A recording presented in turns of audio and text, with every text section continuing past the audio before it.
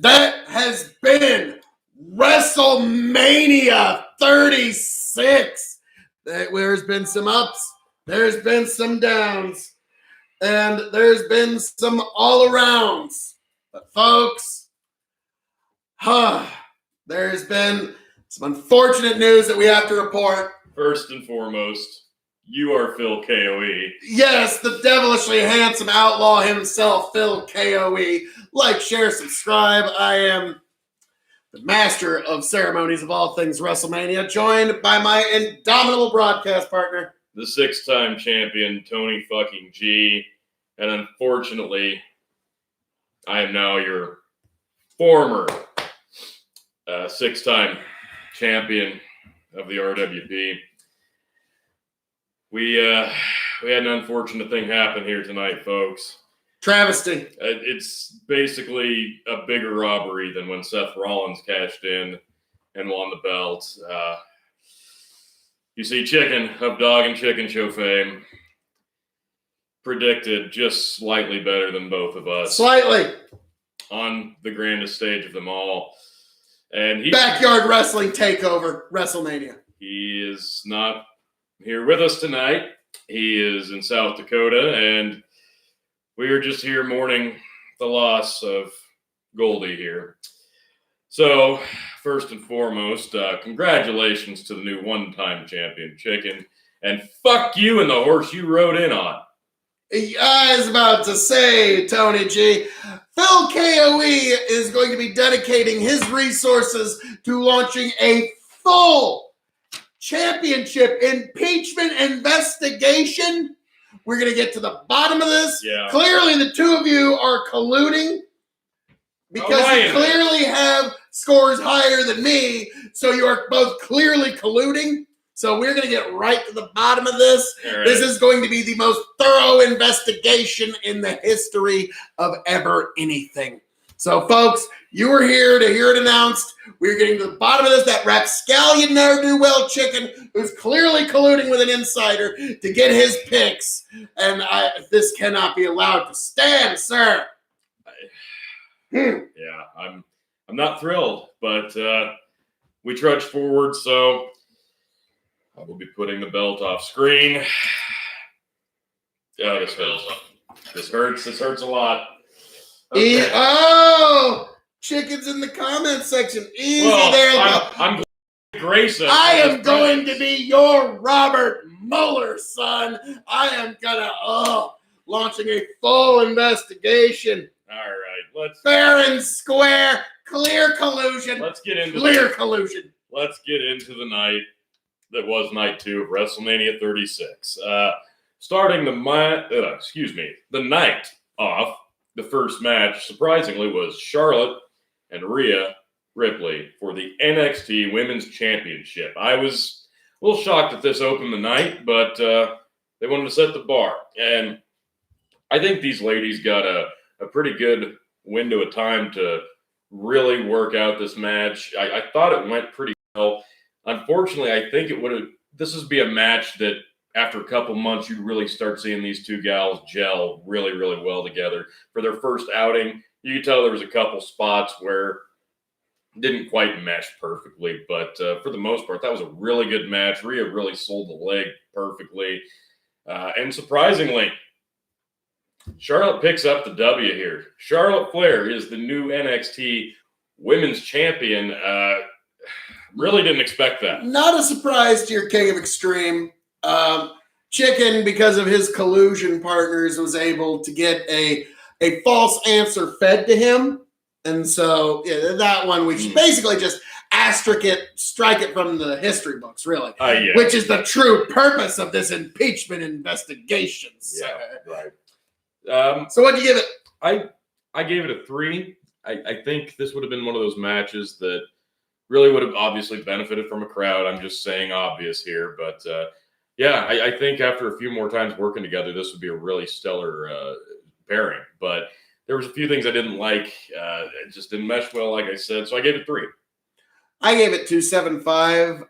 I think every match would have benefited with just Montez Ford being inside. Really just him alone. And every match would have been better. Yeah. But this one, it was a good, serviceable match, but I don't know. It was that and the fact that Rhea Ripley was completely abandoned her gimmick and came dressed up as a Dragon Ball Z character. That threw me off. I was like, what's the meaning behind I didn't understand that. But all that being said, as I know to say, 275 and Charlotte, the Queen, is now going to be the Queen of NXT. Once again. I believe was the next match. Was it Otis and Dolph? Was that next? We'll go with that. Everything's a blur, folks. I'm the still reeling from my title loss. The last two matches were kind of a blur for everybody. We'll get there. Otis and Dolph Ziggler. This was one of those matches that had a really good amount of build. It was kind of fun, regardless of how you thought about it. I enjoyed the build. This match was actually quite a bit of fun. They got the storyline aspects into it. You got Mandy in there at the end. They did the big romantic kiss after Otis picks up the W. It was adorable. So I don't know. It wasn't a bad match by any means, but I wanted a little bit more. I don't know. It left me wanting a little bit more, and I gave it 2.5. Let's see where did we? Okay. I was entertained by it. It's probably one of the better. Really it was one of the better matches of the night in terms of just in-ring work. Sure. And it told a classic story. I gave it 3. Okay, that's fair. It was good, and sheesh, Macho and Miss Elizabeth, they got nothing on the Cinderella-like ending for Otis and Mandy. I was waiting for somebody to compare it to that, and it's not that. Yeah. Okay. Death of the American Dream. Right. Moving along. Let's talk about Aleister Black and Bobby Lashley and Lana. This didn't have any build. It's just kind of the last minute thrown together match. And honestly, there's not really a match I've seen Aleister Black in that I've had much bad to say about. He's just one of those workers that you're going to get a really good performance out of him no matter what. Unfortunately, without the build, I wasn't invested here. But the finish was beautiful when Bobby goes for the spear and he catches him perfectly with that black mask. Oh, wow. That was beautiful. And Lana being Lana, loud and obnoxious, played her part perfectly. But I gave it 2.75. I was kind of harsh on that one. I don't know. I could have gone higher, but it didn't go long enough to warrant a higher rating, I didn't feel. I felt that was one of the more smoothly worked matches. It was. And yeah, the ending was just so perfect. I gave it another 3. I think this WrestleMania finally started to catch me, if that makes any sense. Okay. Well, after last night, we really enjoyed night 1 so much, and a little sluggish today. Let's be honest here. I'm especially sluggish. Hair of the dog. Yeah, we're in the hair of the dog now, folks. Let's talk about the last man standing match, Edge and Randy Orton. Holy crap. This was essentially a glorified tour of the Performance Center. Even during the match, they said, and this is a building attached to the Performance Center where we house extra things. They were giving a tour. They were showing off the baby. Still, this went a long time. They put in a lot of effort here. They did some unique stuff, especially Edge dropping the elbow hanging from the cage in the boardroom. That was kind of a neat spot. And man, I'll be honest, about halfway through, I just wasn't feeling it. But then I started feeling it. And by the end, the finish on top of the truck, holy crap. That was drama. Yeah, that was dramatic. Were you not entertained? It was a great one. I didn't have it highly rated up until the very end. I gave it 3.5. The ending, I loved the ending. I don't know. Something about the ending just really topped that one off for me. 3.5. I gave it 3.25. It was a good match for what it was. But like you said, it was a tour of the Performance Center. Look at this great place and look at all the different rooms we've got. And yes. There was a special appearance, all grown up in the middle of the match. Mae Young's hand. Let's give it up for that because all grown up just right there in the middle of the match. One other thing of note, I know you wanted to mention this because we had to see this during the my broadcast. God. Big Show. The Big Show show. The Big Show On Netflix. So Big Show is now trying to beat Tim Allen. Yeah. The Big Show. Yeah. Had to mention that. That is a thing That's now. a thing. I'm sorry. You don't have to be the one that's sorry, Phil. Everybody involved should probably be sorry. I'd say give it a chance, but I don't think that's possible. Moving right along. And also, I did want to say one other thing of note. Back to the Dolph Ziggler versus Otis match. JBL kept saying fake news. He did. On the commentary. Now, he did. There's one word that you always avoid with professional wrestling, and that is the word fake. And he said it twice on an edited show. Mm-hmm. Now, the reason this is so unusual for me is because in WWE broadcasting, you are not allowed to say the word wrestling.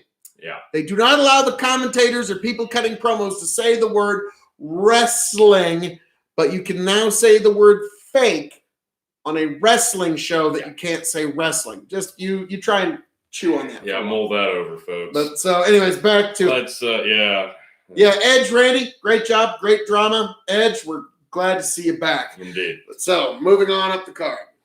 Let's talk about which one? I think it was. Oh, yes, of course. The 5-way elimination match for the SmackDown Women's title. Bayley, Tamina, Sasha, Naomi, and Lacey Evans. This was actually, I don't know. I don't know what I expected going into this, but I can't fault anybody because they all did their stuff and they did it well and they told the story pretty well overall. But again, I just didn't quite get hooked until the very end. And I don't know, I wanted a little bit more controversy between Sasha and Bayley. So I think that hurt it for me. But Bayley does end up getting the W here. She retains. I gave it 2.75. Well, I gave it 2.5 stars, but also considering I have no collusion partners and I'm just guessing and using my amazing prediction powers, when I predicted Bayley to retain, do not worry, denizens of the wrestling world. I do promise to use my powers of prediction for good, not evil. But yes, I knew Bayley was going to retain from the very beginning. The only thing that didn't happen was I thought Bayley was going to Sasha Banks. See, that's what I'm talking about. I wanted something more there, and they just didn't. They teased it. They didn't do it. Because wrestling's been shut down for a month or two. There's, so much more TV angle to get out of this. So let's tease it more. Yeah, let's go with that.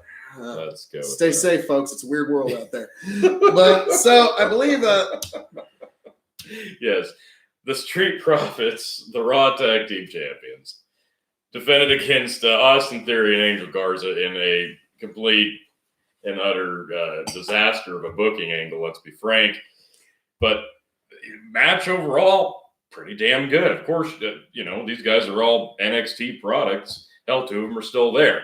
So you knew he was going to be a good match, but you couldn't get invested because the guys they're up against aren't even a tag team. So it's hard to get emotionally invested in that. But luckily, like you said, Montez Ford is such a carnival barker, and Zelina Vega does her shtick outside the ring so well.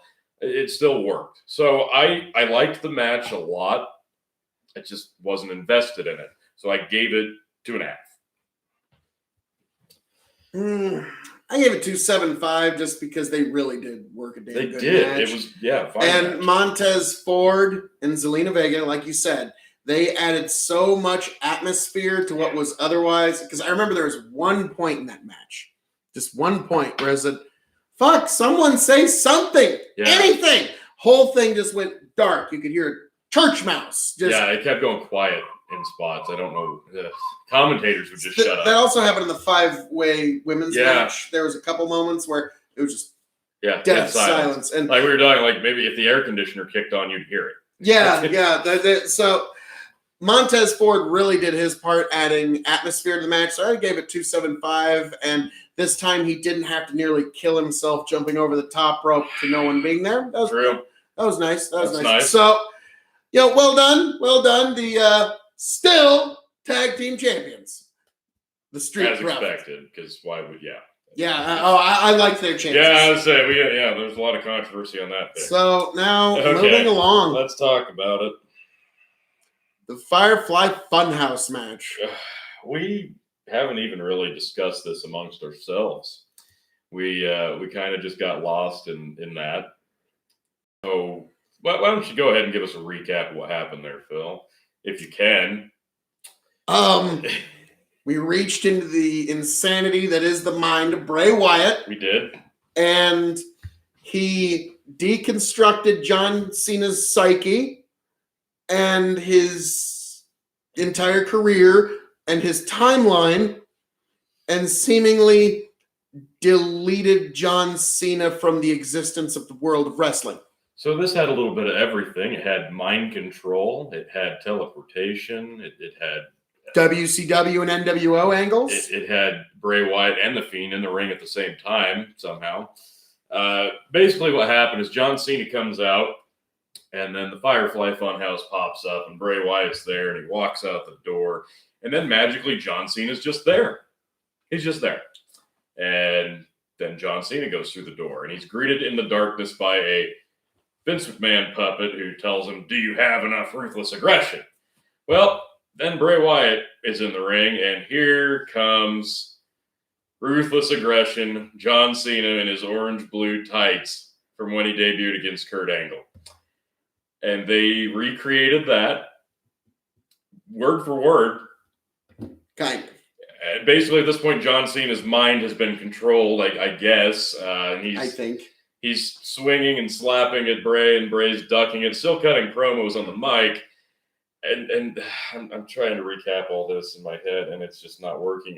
Then of course we got the more you try to explain it, the weirder it's not even going to make sense to the audience. You really have to just, and I'm sure WWE is going to be putting it on their YouTube channel. Yeah, then we had the Bray Wyatt of old with the cult leader hat and Hawaiian shirt, and he cut a little bit of a promo. That was interesting. You're still seeing all the John Cena flashbacks from when he beat him at 30, and then we got Dr. Thugonomics, and we did the rhyme game on Bray Wyatt in the ring, and then your face looks like my nuts. Yeah, we did that a lot, and then there was some, I guess, call it wrestling, and then for some reason they were gone again, and then NWO stuff. Oh, we completely forgot about the part where they were behind the blue cage cutting an 80s promo, and John Cena's doing lifts and craziness there. It was all cooperative. It was ridiculous to watch.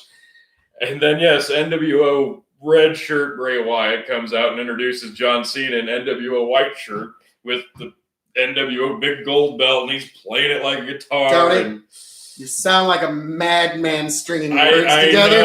I know how ridiculous If you don't know what the hell we're talking about, this sounds like schizophrenia, and that's what we watched. It was schizophrenia. And then during the middle of that, I believe, is when we got the amazing line. You had Macho Mercy on commentary, joined by the Vince McMahon puppet they called Mr. McBoss. Mr. McBoss, man. Yeah.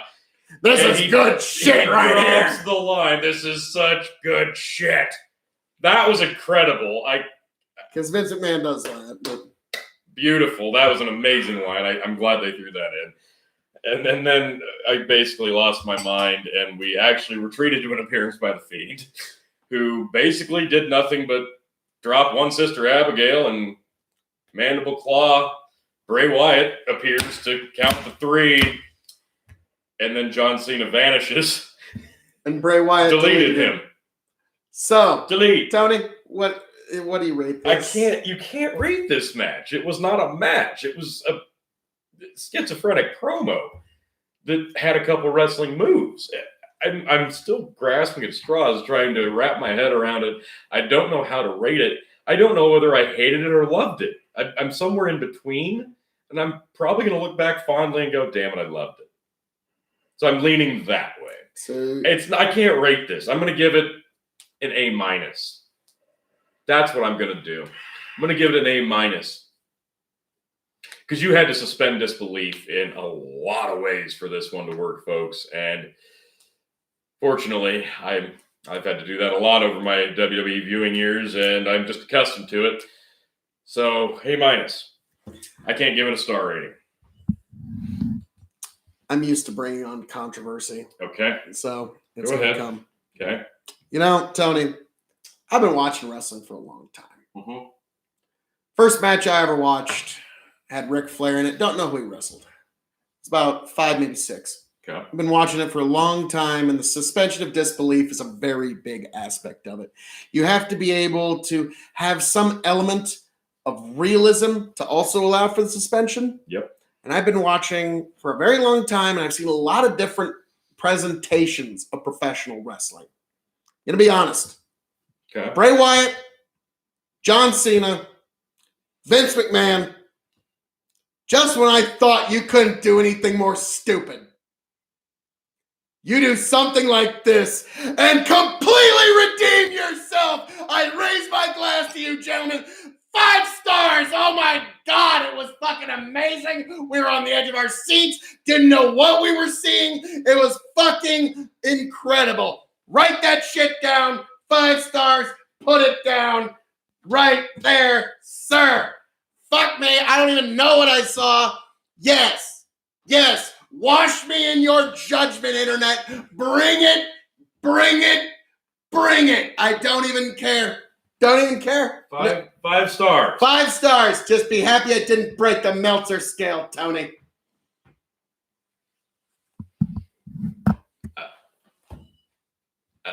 I don't know, and I hate the fact that I love it. Okay? I truly hate myself for loving it that much. Okay. Which is, I think, what Vince Last McMahon wanted. chance. No, which is what I think Vince McMahon wanted from the very beginning. For us to hate how much we love it. Well, I'm not going to change my rating. We all went in the pool, Vince. Well done. Okay. So, okay. I'm still a little, shocked. Moving PTSD, on to the main event. Still a little, shaken, shell-shocked from it. I could watch it again, and still it would make no sense. Moving on to the main event. Drew McIntyre versus Brock Lesnar for the World Heavyweight Championship. We got to see Drew McIntyre live win the Rumble in person. We got to see that. Back when that was a thing. Yep. And we got to see the build for this match start from an early creation and move on. This was supposed to be Drew McIntyre's big moment, his culmination of his career, where he finally, after being handpicked to be the next guy, he finally attained that here tonight. He defeats Brock Lesnar in a match that had a few German suplexes, a bunch of F5s, and a bunch of Claymore kicks. And that's it. And unfortunately, his big moment comes in the main event of WrestleMania in front of nobody. I had Brock Lesnar to retain because I was hoping he would retain so that they could do this match again at SummerSlam so that Drew could get that big moment in front of a crowd that he deserved to get it at. Unfortunately, that did not happen for Drew McIntyre, and his big moment came to crickets. Well, here, I understand what you're saying, but when they do finally have live crowds again, you're going to have Drew McIntyre showing up, getting that first, I think he's going to be who they open the show with. You have to. Because that doom, doom, doom, doom, doom, that marching theme that he's got, and then Drew, he gets such big pops from the crowd when he finally gets to address them. Yeah, it's going to be a big emotional But you're moment. not coming off that adrenaline high, and it's a different thing. We're all going to be SummerSlam. coming back to we're all going to be excited for the idea that we can go out to live events again. So I think that's going to be insane. Yeah, it's it doesn't matter. They could just have not denigrating their skills as wrestlers. They're great skills, but I'm just saying they're not high draws. You could have Scotty 2 Hotty and Funaki go out there and just do hammer locks and wrist locks for 15 minutes, and people, they're just going to be so happy they're out of the house. That's true. So yeah. How did you rate this one? I gave it a 2.25, 2.25 star. It was a decent, in the way that Hulk Hogan and Mil Mascaras have the Hulk Hogan and the Mil Mascaras match, this was the Brock Lesnar match. This was a Brock Lesnar match, and in front of a crowd, I think Brock would have wanted this to go twice as long. Yeah. But he just wanted to put him over He strong. just wanted to put him over strong. He kicked out at 1 on an F5, kicked out at 2 on the next one. Yeah. Was able to get out of the third, and then only 3 or 4 of his finishes took, which for Brock, only 3 or 4 finishes. He's like the last boss in wrestling. It should take at least 6 normally. That's exactly what Brock. That's him putting him over. I gave it 2 1/4 as well. I wanted more out of this, and I think we would have gotten that in a different setting. So, and if the winner, that's why I wanted to see this. If the winner was different, would it have been a little higher, Tony? I could have gone a little higher. Maybe sour grapes? A lot of sour grapes, indeed, because this is what cost me the title. Yep. But congratulations to Drew McIntyre. You finally did it, and it's well-deserved, sir. So kudos to you.